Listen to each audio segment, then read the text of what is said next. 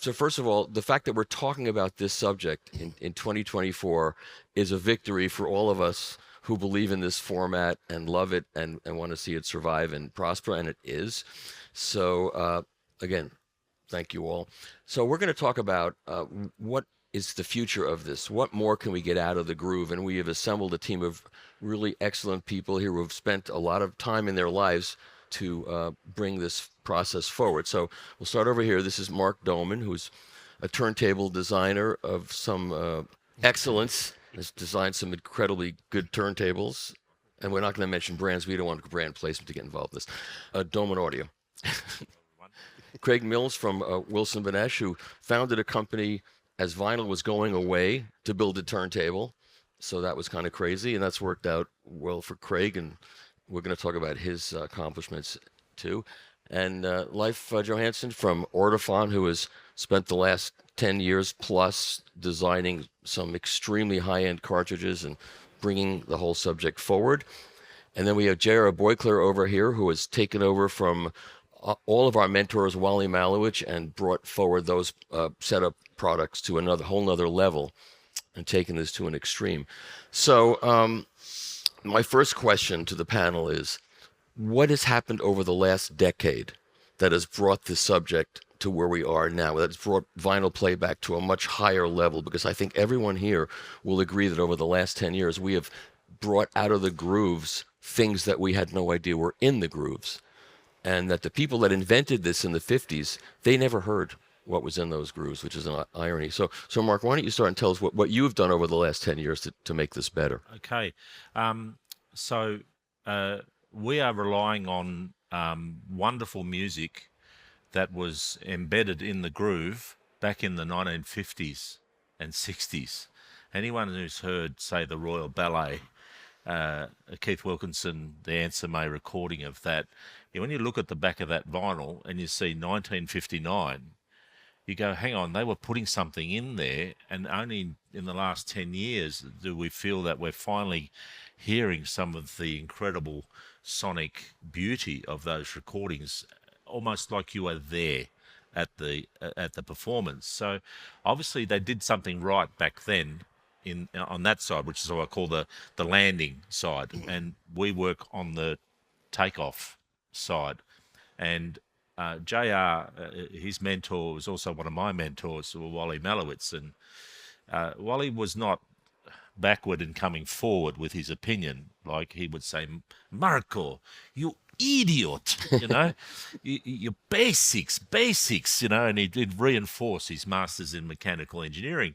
And I realized as a designer that instead of being offended by that, normally you say, oh, he's calling me an idiot for something. No, what he was trying to do was make me think different. And by exposing some of the problems at the micro level from the diamond's perspective, forced me to look at, hang on, that's a problem. I need to address that somehow. I need to start looking at what I can recruit to bring to bear on this problem because it's been exposed. So I guess one of the things here is that it's a symbiotic relationship that's occurring in the industry. It's a collaborative one where we rely on the heat-seeking missiles that JR launches. And I guess, there's a relationship that the cartridge designer, that we rely on your work so that we can take off and create that incredible soundscape. So Mark, what have you done in your designs that has made a significant difference specifically? So I identified that we're actually dealing with a nanometer problem. Something that is so small. We're no longer at the thickness of a hair or a couple of thousandths of an inch that you can feel with a fingernail. We're talking stuff that's almost, well, you definitely can't see it with the naked eye.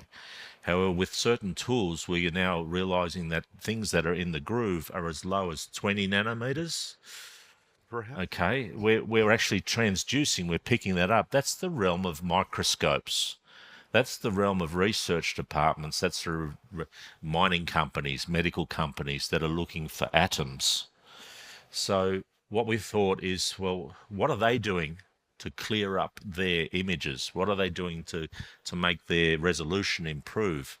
And so we met with and discussed with the leading designers of isolation platforms in the world, one of them being in California, Dr. David Platus.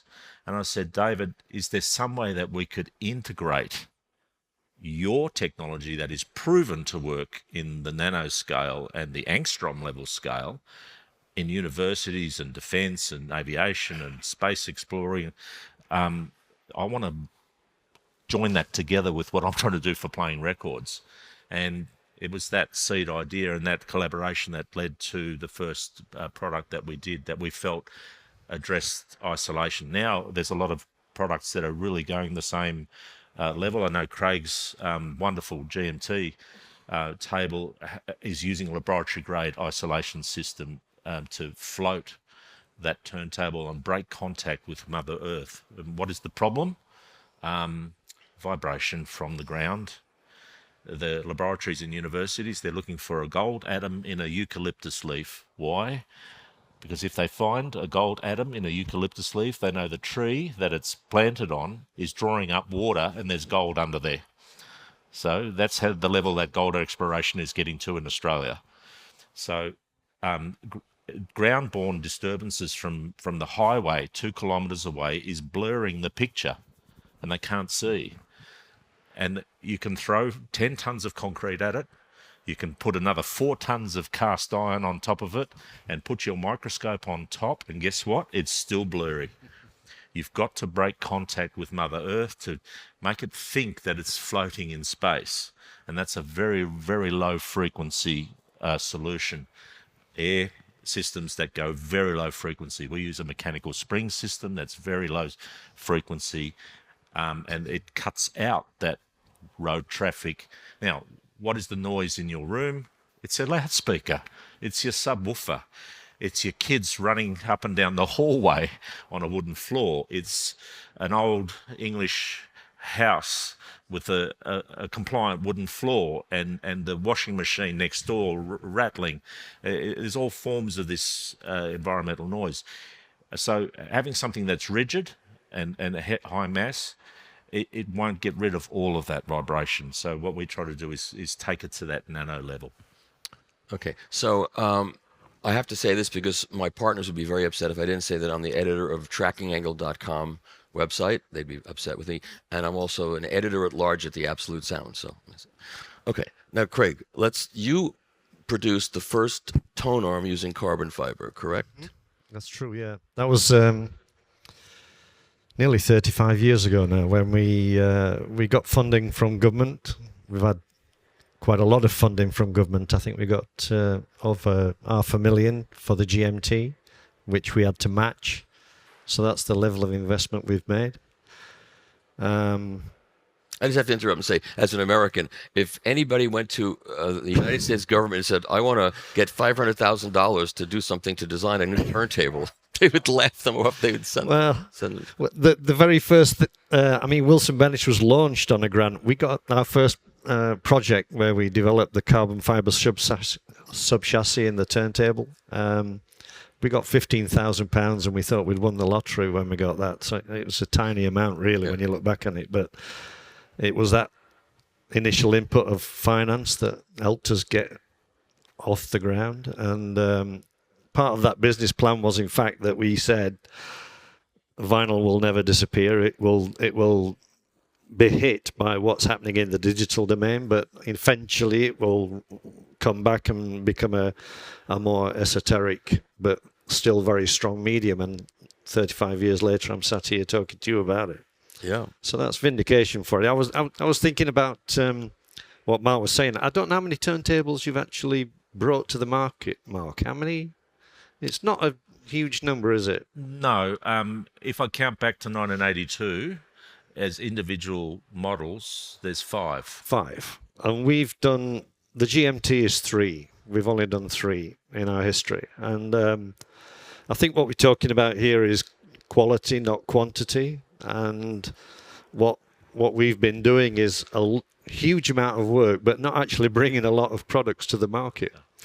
And it just shows how much research is being done that people aren't really aware of. And when we're talking about research, we're talking about working with universities, in numbers, not small numbers of universities, to get the research to that level of competence to be able to achieve things that have never been done before. And what were you researching? What did you find was important to improve upon?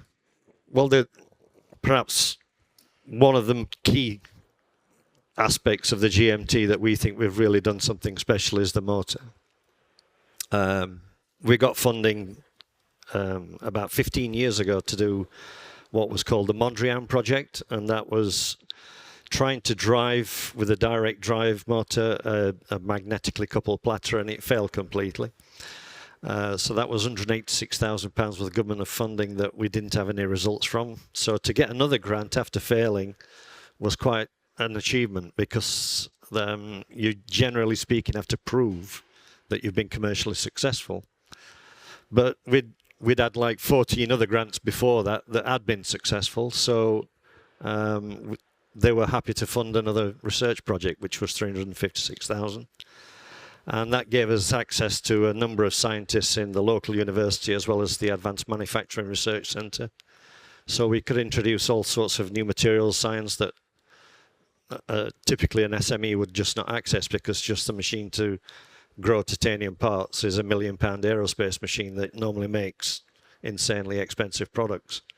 So for us to be able to access that funding was crucial. So the motor gave us access to a professor in engineering and mechanics who was like one of the top guys in the local university, a magnetics expert who knew how to manipulate the magnetic flux in the motor to be able to deliver what we required, because the GMT motor, which is called the Amiga drive, is basically a very wide gap flux drive, synchronous motor, and to get rid of the torque ripple, you have to have a very big gap, which is completely contrary to conventional design.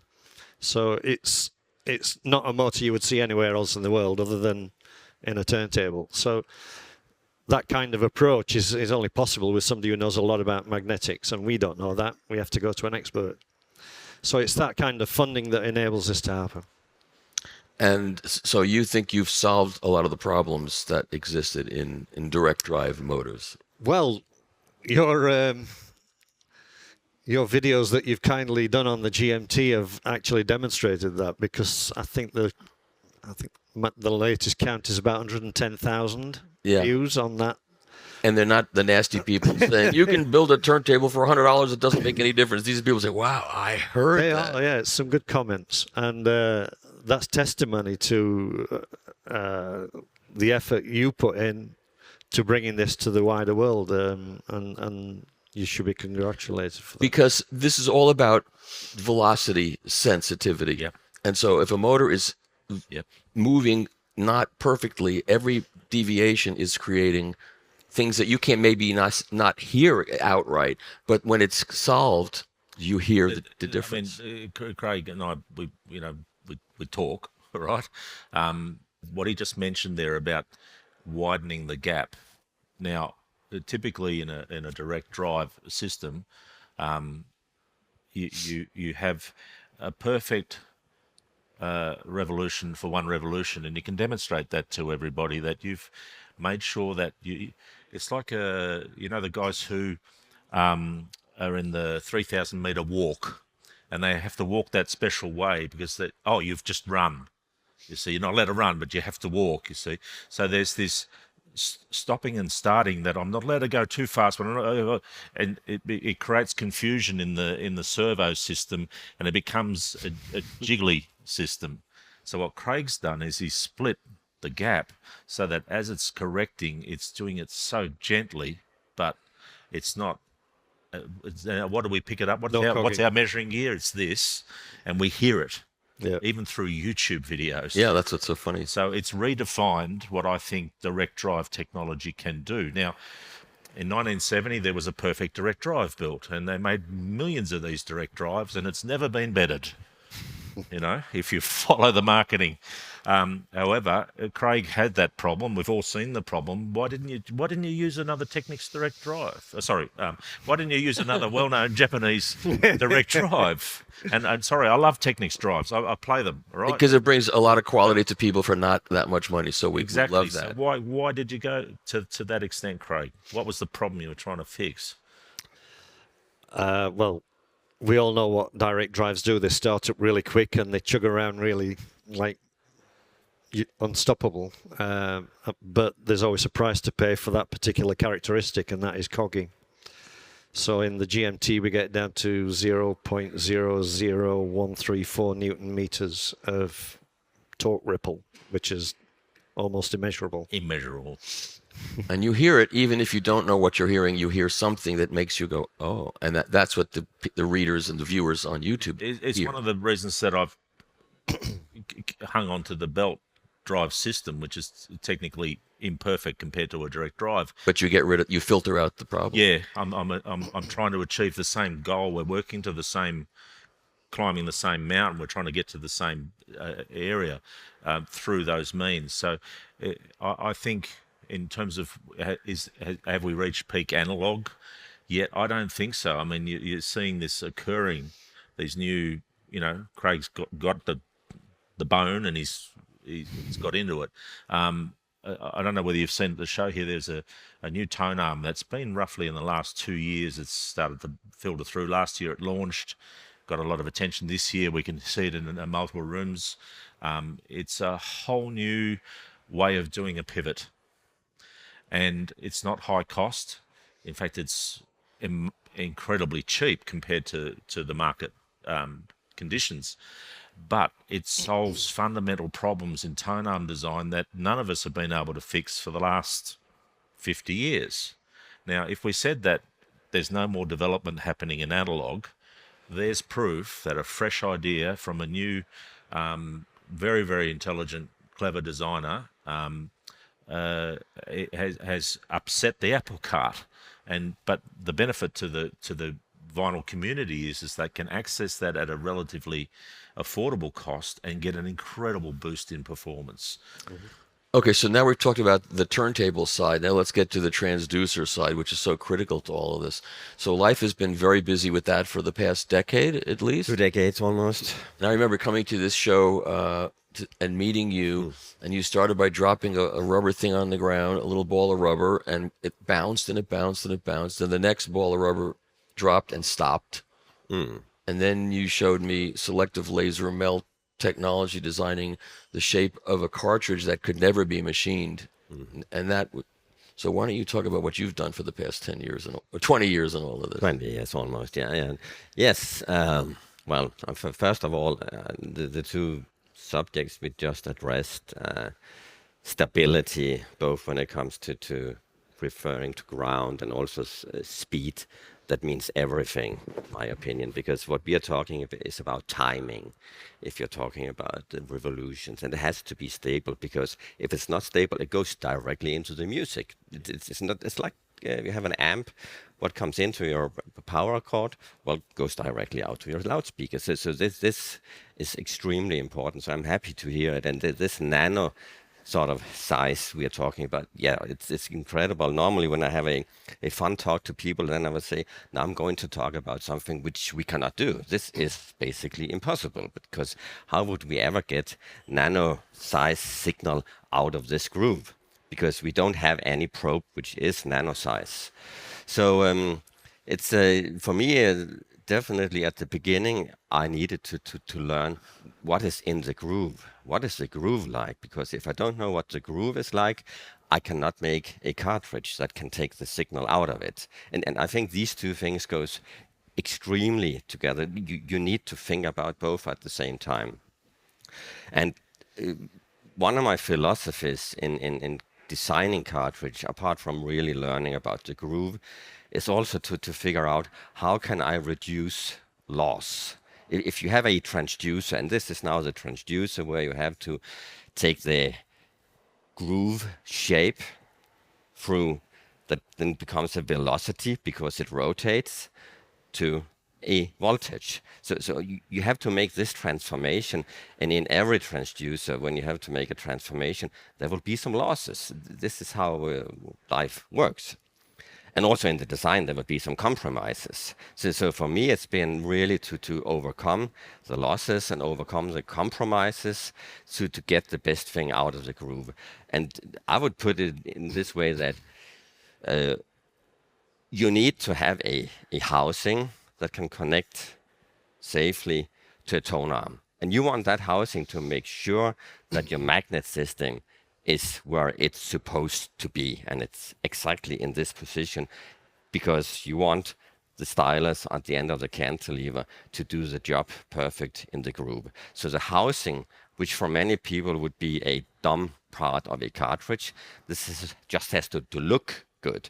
No, it has to have a function as well. It has to be stiff. It has to really make sure that you are in the groove with your stylus, but you also don't want it to add something. You don't want it to resonate. You don't want it to ring like a bell if you make it out of metal. So you want to have both things, damping and stiffness at the same time. And this is where we then introduced SLM, 3D print. SLM is just a metal part, sort of like SLS. So you take powder and a laser and you can weld it together. And then you can design your part, not only on the outside, how you want it, but also on the inside. And this is the crucial part, that you can design it on the inside. And on the inside, we then made a structure that added damping. So you could have a stainless steel body, but with damping inside, not something you put into, it's a structure you build. And this is what I showed Michael back then, dropping a sort of a really solid stainless steel thing, and then this with damping, and the difference is pretty huge. So it's a very crude way of demonstrating the damping, but this is definitely one of the first achievements we made at Ortofon during the last 20 years, really trying to get this housing perfect. And then you dig deeper into it. The next thing you come to is, of course, a magnetic system. Well, magnetic system, what do you want from a magnetic system in a moving coil cartridge? You want stability. Just as we talked about, you want speed stability. You don't want this to change. And if I want to talk about the magnetic flux density in the air gap, I want that to be stable. So I wanted to build a really strong magnetic system, also in order to avoid to have magnetic material in the armature. Because if you have magnetic material in the armature and that one moves in the air gap, it will affect even the best sort of magnetic fields that you have produced in the air gap. So a very strong, very uniform magnetic field in the air gap together with this non-magnetic armature. That is the way to go, because then it can move all it wants to, and it's not affected by the magnetic field, and it does not affect the magnetic field. So it's sort of independent, and this gives you this extra freedom and possibility to have a really dynamic sound. And now we're talking about stability and everything, and we're talking about timing. We're not talking about frequency response and stuff like that. We're talking about timing, we're talking about dynamics. So our way of measuring this kind of stuff is pretty old-fashioned. So we really want to talk more about the timing that we are talking. That is the important thing, because timing is music. You don't hear frequency response. You're hearing ears and brain. That's about time, how that comes into your head. So this is the way you also have to think if you want to evaluate it by measuring. Of course, we evaluate by measuring, but also by listening. Listening is everything if you talk about really getting the best out of the groove. But you also want, as a scientist, you want these two things sort of to go together. If you make a measurement and you don't understand it by what you are listening, then what is going on? And then you dig into this. So getting these two aligned is extremely important for me as a scientist.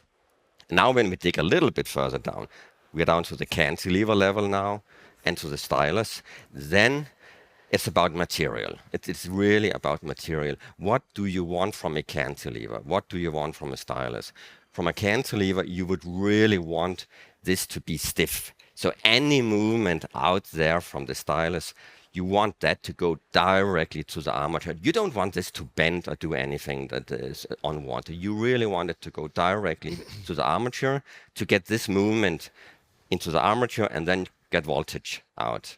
So stiffness, and there are different possibilities. Over time, people have used ruby, sapphire, boron, but a few years ago, 5 years ago, in fact, we then reintroduced diamond. We were not the first company using diamond as a cantilever. It's been used before, back in the sort of the good old analog days, before it went down and now up again. So, but anyway, we reintroduced diamond as a cantilever material because diamond, this crystal structure you have, we had a monocrystalline diamond structure, of course. That is maybe the best thing you can choose. At least this is my preferred choice at the moment. And this is what I often say when I talk like this, at the moment, because we are not static in what we're doing. We're always thinking ahead. And this is what I think all of us do. We think ahead, what could the next thing be? So at the moment, diamond cantilever is the best we can use. And then stylus, well, when shortly after I joined Ortofon, of course, I had to review everything they had and figure out. And then this Replicant 100 stylus that they've been having since, again, the heydays of vinyls, that was really my cup of tea. That gave me the sound I wanted to. So we had that together with the manufacturer, improved a bit by extra polishing and really taking care of that you have the correct radii, both the big radius where you go down into the groove, but also the small one where you really want to go into all the small wrinkles. And with that one, at the moment, at the end of a diamond cantilever, this is what we think make music. And of course, we are talking about making music. It requires that you do the correct alignment and stuff like this, but I think we have a gentleman over here who would touch on that subject, so I won't touch on that. But anyway, it's about really making sure, so if you want to have the best, it takes something from you. You cannot just put it up, press play, and then it's running. You need to do something to get it the best out of it. But right now, as I say, Replicant 100. And this is what we think is the best to go into the groove. But even, you know, the small radius is 4 or 5 microns. We're talking about nanometers. So, wow, yeah. So we are having a... Leif, one of the things that we actually have to, we work together. Yes. Because if I was to build a platter, and Craig chime in here, and I was to place, say, materials that can affect the magnetic circuit at uniform places around that platter, as that non-magnetic, magnetic, non-magnetic, magnetic material is rotating and coming under that cartridge, if I look very, very carefully, I can see the eddy current effect come in and it pulls the suspension down and it creates this little bumpy ride. Yeah. Now, you have to be able to observe that. Now, if we were to get a microscope and a video at high frame rate, now we're talking about bullet cam type rates here, 100,000 frames per second, we would see these artifacts and then we would realize that perhaps that is not a good thing to do from our perspective. So then we would change our design mind to say, maybe I need to create the least possible eddy current disturbance for Leif's cartridge to perform like he's wanting it to perform. So Yeah. Please do so. Please do that. Yeah. Okay, let's get on to JR, who has made a lot of enemies in the cartridge building business and friends among consumers. He's been examining quality, and he's also been working on proper alignment and setup. And so why don't you talk about some of what you've been doing for the past bunch of years? Yeah. Well, thanks. First, I want to answer this question. Has vinyl playback technology gone as far as it can go? And the answer is an emphatic, absolutely, positively no. And there are 2 main reasons for that. One, analytical powers that we've got available to us now in 2024 versus just even 10 years ago. Some of these things have become affordable to us now. Infrared infrared Interferometers. the laser interferometers, the X-ray diffraction, right? But Diffraction we're looking not at only at what's happening to surface materials in frequency and amplitude on the surface, but in the case of X-ray diffraction, what's happening inside the center of that. And so my friends here are using this these analytical powers that didn't previously were available to us. Where would we be without digital technology? I know. Forward. Totally agree. Exactly. That's one of the great ironies. Thank you. Digital's been the greatest breakthrough in analog. Yeah. So seriously, the software has got so much better. I mean, the big end of town has been able to afford these tools, and without grants or some access or friendships in the big learning centers and being able to access these tools and start to play with them with guys who can drive the tools, we wouldn't be able to push analog forward. Yeah. I think digital is very important. Yeah. Why Definitely. don't you talk about what you've discovered? So there's the analytical powers that you guys are employing, and I'm doing some of it as well. But then there's just the other main answer why the answer to that question is no, is we haven't properly employed the basics of physics and geometry to what we use, and we often attribute, when we make a change to the tone arm or the cartridge alignment, we attribute what we hear to the wrong thing because we don't understand all of the variables. And I'm sorry, there are a lot of variables that go into what we end up hearing through the speakers or our headphones. We've been completely, until now, people are starting to become appreciative of the fact that, yes, we are dealing with a mechanical transcription system where we have to pay attention to the nanometer level. And we're talking features in the groove content that cannot be seen by the most powerful optical microscopes because, well, once you get below 350 nanometers, that's below violet wavelength. And we're dealing with way sub-micron signals. It's incredible that we get the quality that we do and that we have over the decades, but there's most definitely more to get. It's just so certain. So I've been really digging into what are the parameters that we haven't been that go into this transcription process. And what have we gotten wrong over the past couple of years? Or what are we trying to get right about what we tell people about setting up their turntables and their tone arms? Well, so let's start with there are 7 on the playback side. There's 7 alignment parameters in 1 linear dimension, 2 forces, and 4 angles. I'm not going to go into the education side for that. You can go to all my videos for that. But it wasn't even apparent to us, to me certainly, and I think Wally had only started opening the door. Wally opened the door. Yeah, Yep, he opened the without a doors. There's doubt. no way I could do what I do today without Wally and without Michael Fremmer's support. And it's not the Bearwood, Lofgren, Stevenson unit in arguing. That's not that. This is No. This is, No. Yeah, go. No, the alignment scheme you choose is an order of magnitude less than the problems that we haven't even started taking a look at yet, right? So and I'll just tell the story quickly about Zenith Air, okay? Zenith, because it's important to the answer to this question. Zenith Air is the degree to which, if you draw a line between the left left channel contact point of the stylus and the right channel contact point of the stylus, it's the degree to which that line is not perpendicular to the center of the cantilever. When we align the cantilever, it's actually a proxy for that assumption, okay? But the industry has tolerances. So we were looking, and they have to have these tolerances, right? This is a complex miniature assembly that they're putting together. But we wanted to look deeply into what is the problem with Zenith Air and what does it present to us. We started with computative analysis, finite element analysis. Great, now we're starting to understand it mathematically. Then we did subjective analysis. Can we even hear the improvement, and to what level of discretization?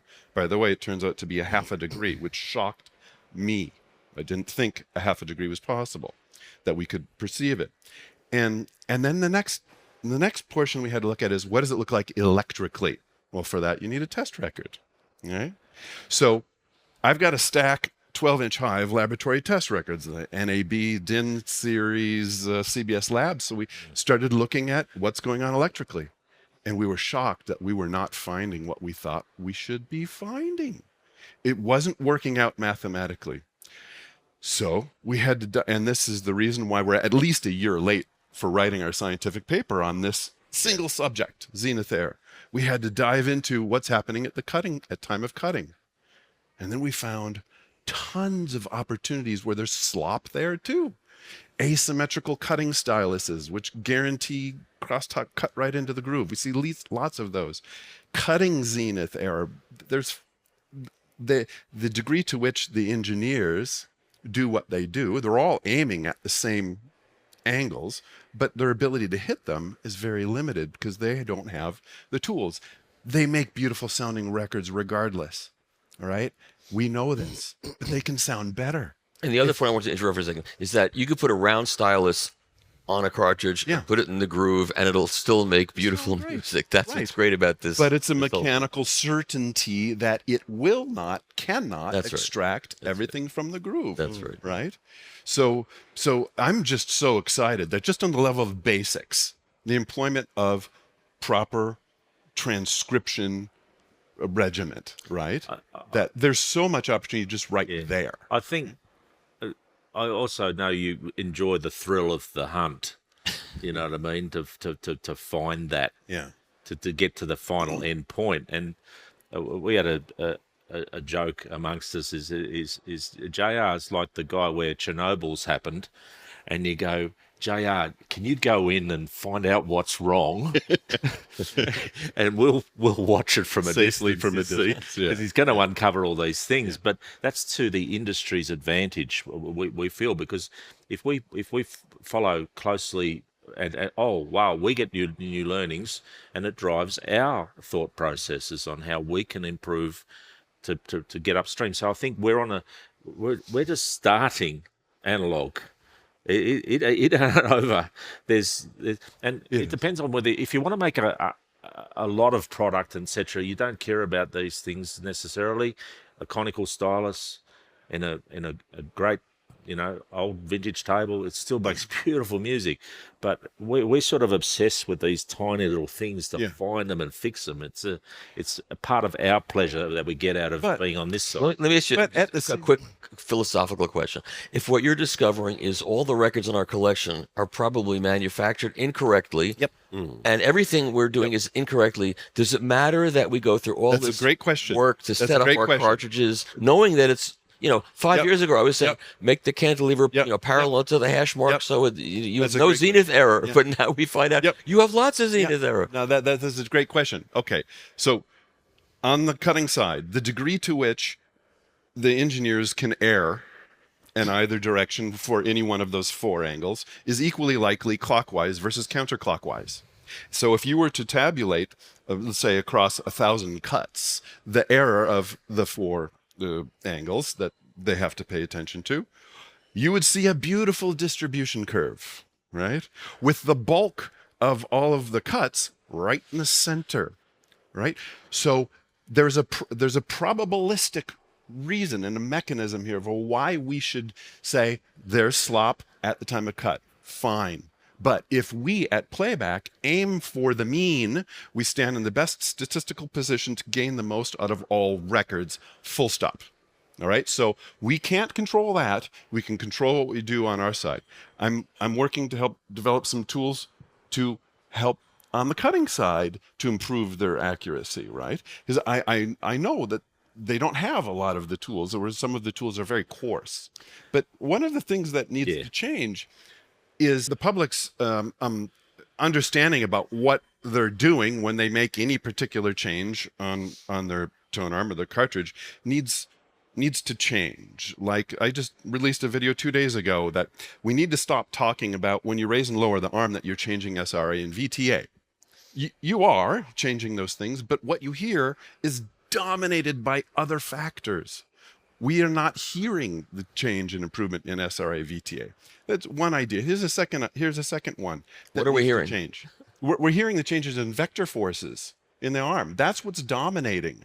Those are the distortion characteristics that are thrown off when we change the height of our arm. Which drives where I put the pivot point. That's right. In the yes, in and that's in just the- one vector force. Which when you think about it, you've got so many different ways that you can build a bearing. Yeah.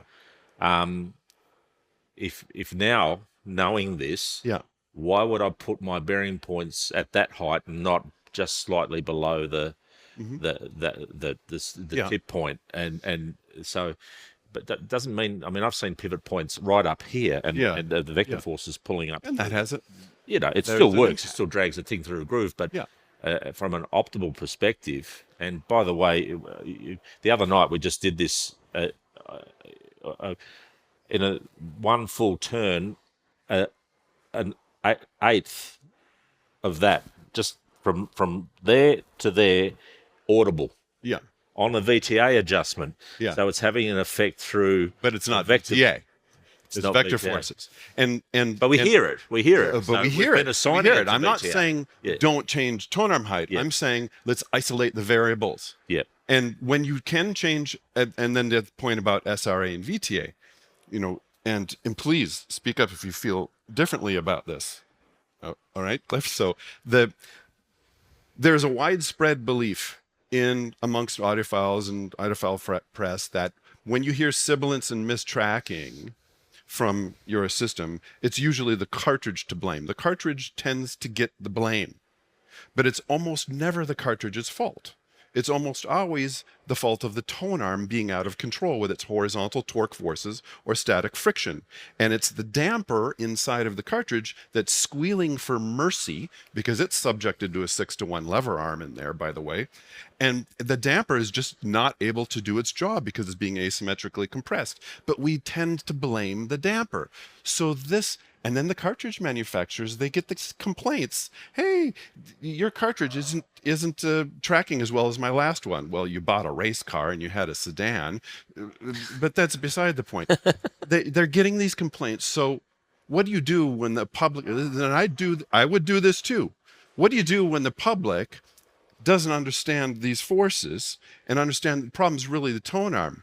You sound like a bit of a bad guy if you're blaming somebody else and not right. So what do they raise the cantilever angle, which is getting further and further away from how the modulation angle of the lacquer is cut. Well, this solves one problem. It decreases the likelihood of the mistracking and sibilance because it increases the downward vector forces, but you're getting further and further away from the modulation angle, and that's the VTA.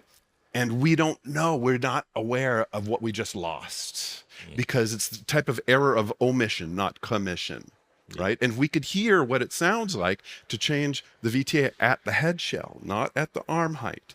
We would have a completely different relationship with SRA and VTA.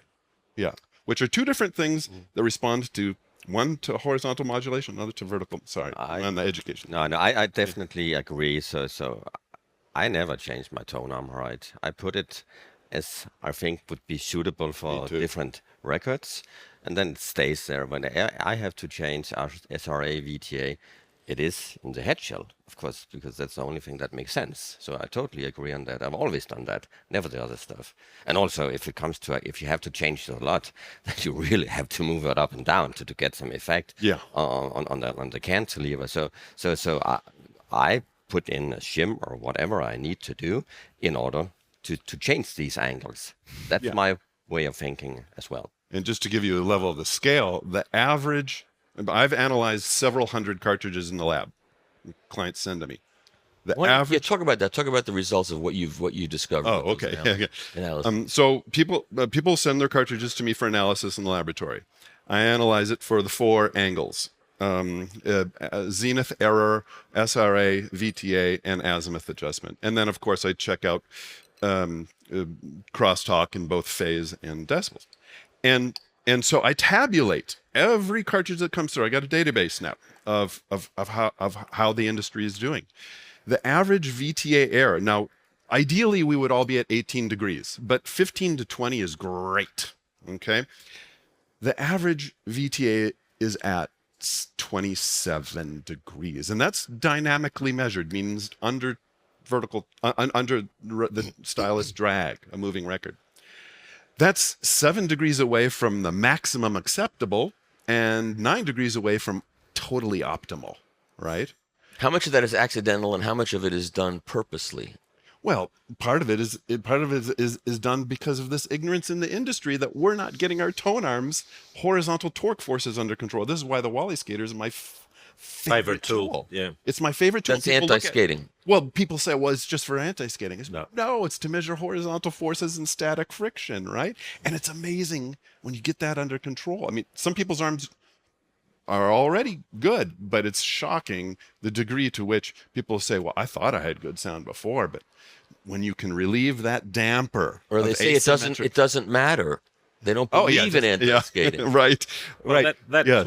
tool actually drove a change in tone arm wire.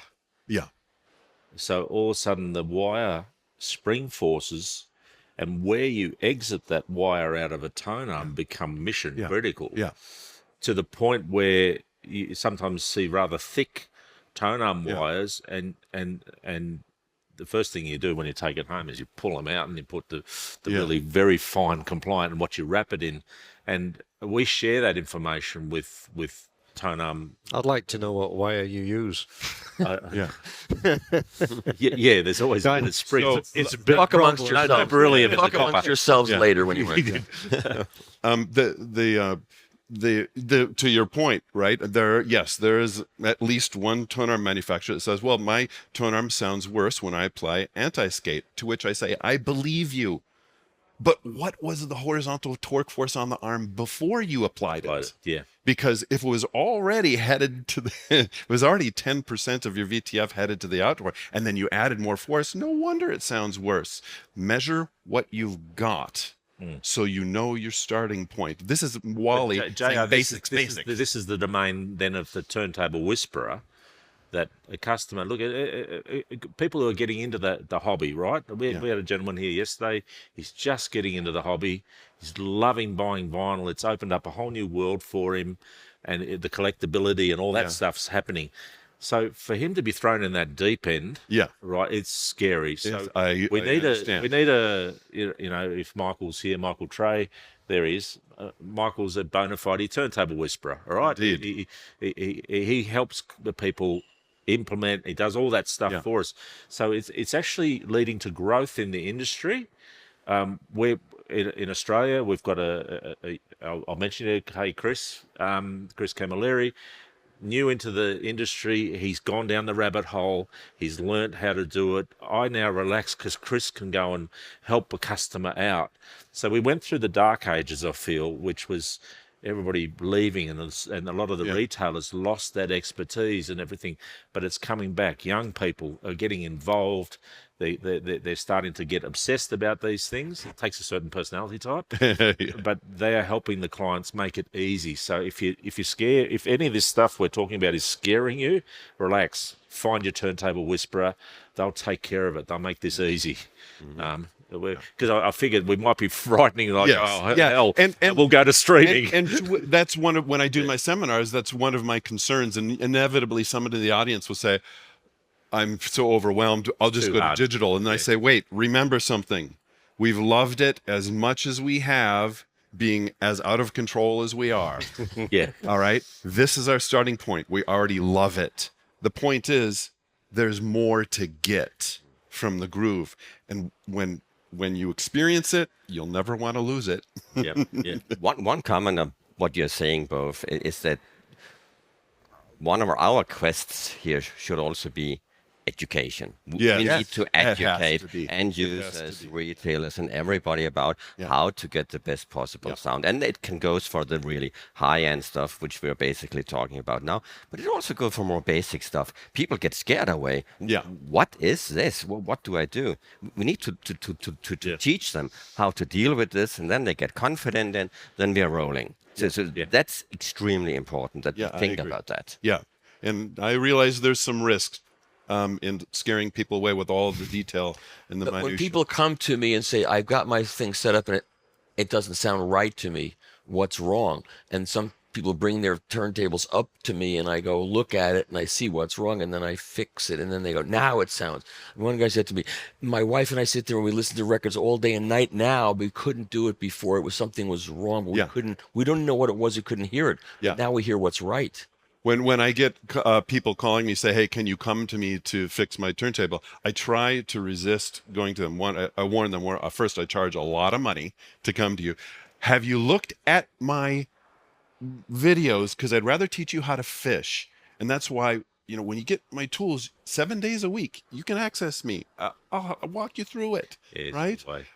And I feel that it is very important. People do need this help.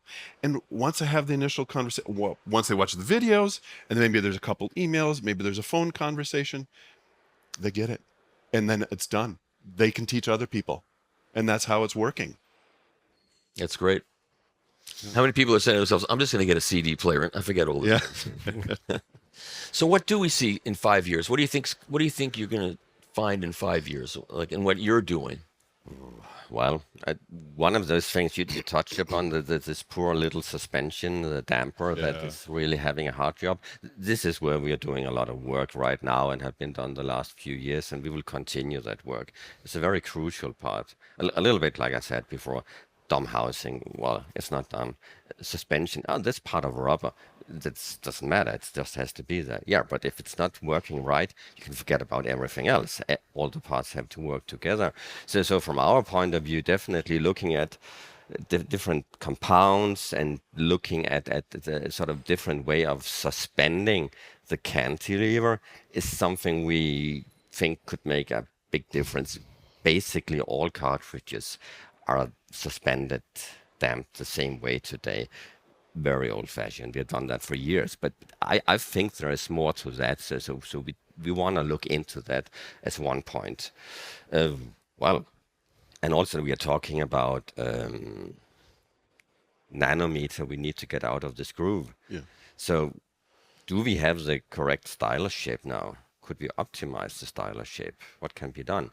This is also something we are looking into. So that is. Is there a problem in getting certain parts out of bigger industries like styluses and cantilevers are coming from only a couple of companies that really don't want to do this anymore, and they're doing it just because is there a problem with that? And cutting styluses too. How many people are making those? Yeah, micro hardness testing is unrelated to audio. They happen to use little styluses with diamond tips on it. So I think we're in a rarefied atmosphere here, right?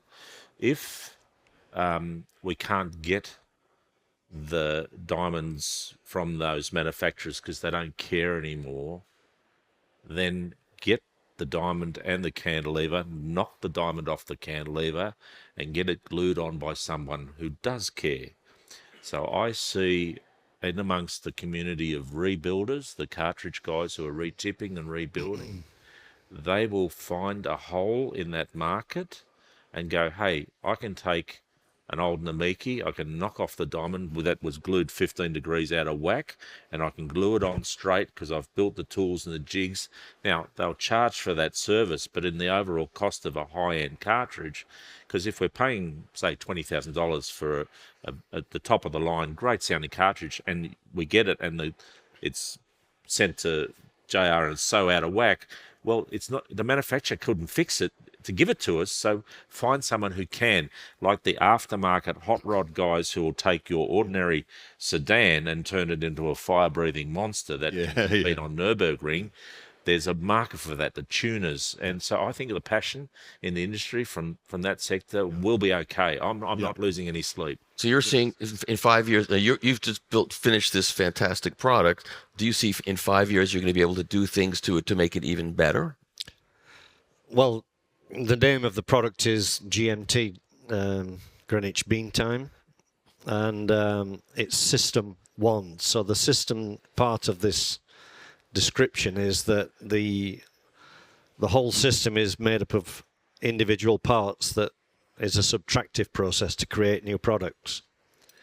So we've got a cartridge, we've got a tone arm, we've got a stage 1 preamplifier, we've got the rack, and we've got, of course, the suspension system and motor. So to create new products in the future is going to be a subtractive process rather than a create and build process. But you don't see the top product having improvements to it too in any way? Oh Or you yeah, we think know you're- exactly where we're going on that already. We did a lot of work and we've got a lot of ideas that are much more challenging to make. So we had to have a cut-off point and said, this is what we can make reliably and consistently, and we've stuck at that. But there are a lot of things that we know about which can go much further than where we are in not only the tone arm but also the motor, and a long way to go. Okay, we have only 5 minutes left, so do we have questions from the audience? Or have we covered everything and there are no questions, which is what we would hope to have achieved. Mr. Trey. Get the microphone. Hi. 40 years ago, a Japanese company solved a problem that's been ignored for decades, and that's record centering. Is any manufacturer going to make a turntable that solves that problem? You're making multi-$100,000 turntables that ignore it. Mm-hmm. And if you look at the readout of a Fikert platter speed check, you'll see doesn't matter how little wound flutter you have, it's completely dominated by the record being a 1/4 millimeter off center. Yeah, and that's not a problem that's just limited to pitch control. That problem extends to the ability of the damper to remain symmetrically compressed. All right, which I believe is the predominant, in my opinion, the predominant benefit of it taking the eccentricity out. But to directly answer your question, these guys would be better. I'll talk about that because I mean it's there. It's the glaring problem. So to have an ability to move that and have it self-correct, which was beautifully done by Nakamichi in the Dragon and the T 1000, and they used little hammers to tap the platter in place based on the sensor. So the very material that they're sliding around underneath the record, because you wouldn't want to tap and damage the record, created an eccentric vibrational problem in the platter. So yes, it centered the record, but it generated another issue which we can see in the suspension system. Yeah, it didn't sound You don't good get after. nothing. So ultimately, sonically, it needs to be solved. Michael, totally agree. I've looked at the problem. I haven't found out a way of doing it yet, which avoids that.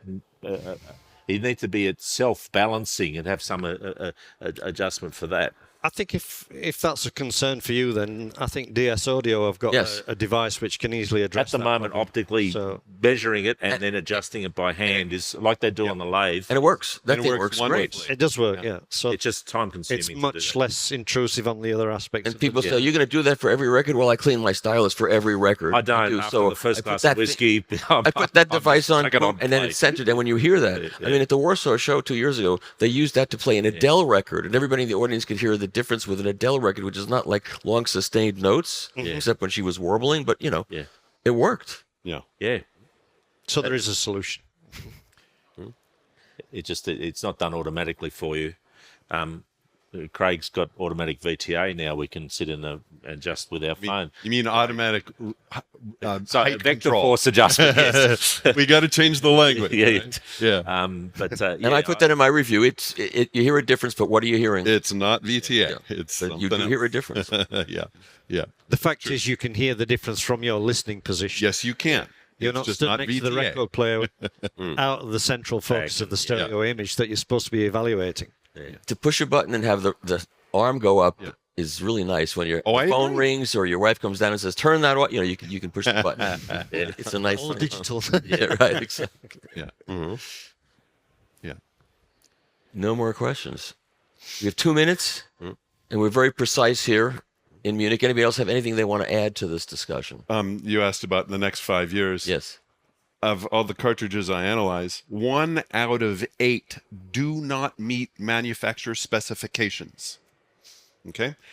Congratulations, by the way, to Ortofon. You have like perhaps the best record in terms of that issue, right? Okay, thank you. I'll You guys figure are it later. keeping that controlled, which is wonderful. You But a seem lot to of- have been saying there was some other issues that they don't get so well. Oh, no, no, no. To No, there's clarify no that. implication there, but there's a real. I'm hoping that while I'm making friends and enemies, that some of these cartridge manufacturers are going to listen, and they'll work me out of a job, and I'm all right with that, right? If they get this stuff under control, I'll have to find something else to It's do. okay to make enemies. Trust me, it's okay.